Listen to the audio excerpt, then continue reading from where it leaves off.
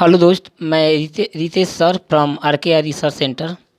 जैसा कि आप सभी को पता होगा दोस्त कि RKR रिसर्च सेंटर पे केमिकल कैनेटिक बढ़ावा क्लास के लिए शुरू किया गया था।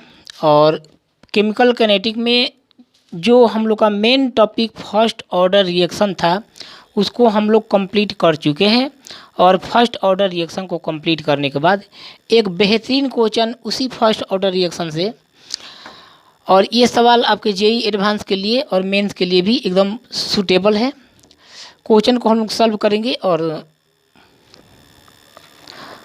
चलिए, the reaction A+2B is an elementary reaction.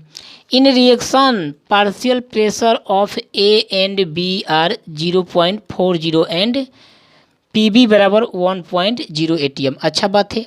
When Pc बराबर 0.3 ATM then the rate of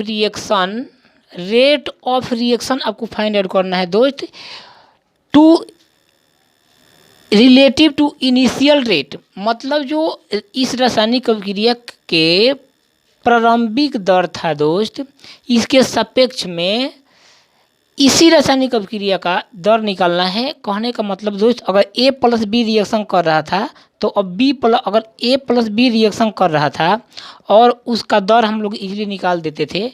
लेकिन अगर हम B+A को रिएक्शन कराए तो उस केस में हमें क्या पूछा है? दर पूछा है। दोस्त हम लोग सॉल्व करेंगे, काफ़ी आसान सवाल है, कोई बहुत बड़ी बात नहीं है दोस्त। ये A+B इस प्रकार से रिएक्शन करके क्या बना रहा था? C। ये रिएक्शन जो एलिमेंट्री रिएक्शन है, तो अगर हम इसका दर लिखे R1 तो ये क्या जाएगा दोस्त? A+2B था, तो A सांद्रता ऑफ A इंटू सांद्रता ऑफ 2B। तो ये दोस्त सांद्रता जो होता है उसके घात में चला जाता है। अरे बोल दो हाँ।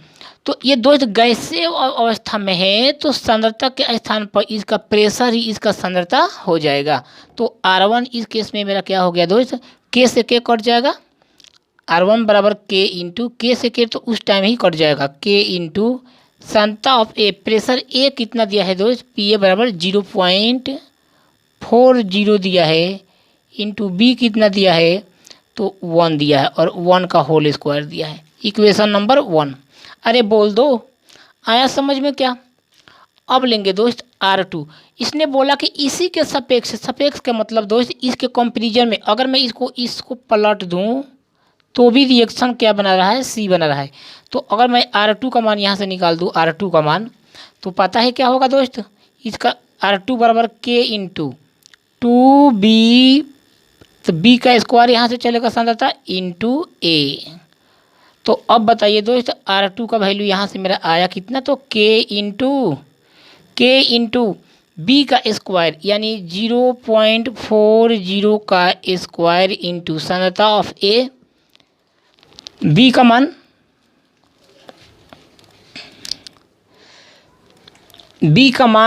मान ही मेरा ये A बन जाएगा। अब दोस्त ये A बन जाएगा इंटू A का 1 बन जाएगा। समीकरण नंबर 2। हमको चाहिए क्या? हमको तो चाहिए दोस्त R2। हमको चाहिए क्या? R2। तो अब बड़ी आसानी से हम लोग निकाल लेंगे R2। अगर इक्वेशन 1 में मैं 2 से भाग लगा दूं तो ये R1/R2 मिल जाएगा हमें। K से K कट जाएगा, तो 0.40 मल्टीप्लाई 1 बाई 0.40 मल्टीप्लाई 0.40 मल्टीप्लाई 1। 1 से तो 1 कटना ही है दोस्त। तो आप जानते हो ये क्या बनने वाला है? 1/4 1/4/100 मतलब 1/25, यानी ऑप्शन नंबर B इस सवाल का उत्तर था। तो ये रहा दोस्त अब आपका क्वेश्चन नंबर 3। ये क्वेश्चन जेई एडवांस के पॉइंट ऑफ व्यू से एकदम बेहतर है, और इस टाइप का सवाल जेई एडवांस में बहुत बार आ चुका है, एटलीस्ट 3 से 4 बार तो आया ही होगा। तो चलिए दोस्त क्वेश्चन को सॉल्व करने का प्रयास करते हैं।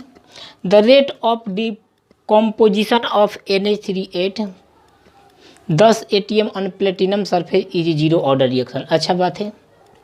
NH3 की बात कर रहा है दोस्त। तो what is the rate of formation, what is the rate of formation of H2 if rate constant of 2NH3। दोस्त मैं आपको हिंदी में समझा देता हूँ। NH3 की मात्रा है, ठीक है, जो जीरो ऑर्डर कोटि की अभिक्रिया के अनुसार संपन्न हो रही है, ठीक है। तो हमसे पूछा है अगर इनका दर जो है ना 2 मोल पर मिनट है, तो आपसे पूछा है इसके ये किस दर से फॉर्मेशन हो रहा है इसका, ठीक है।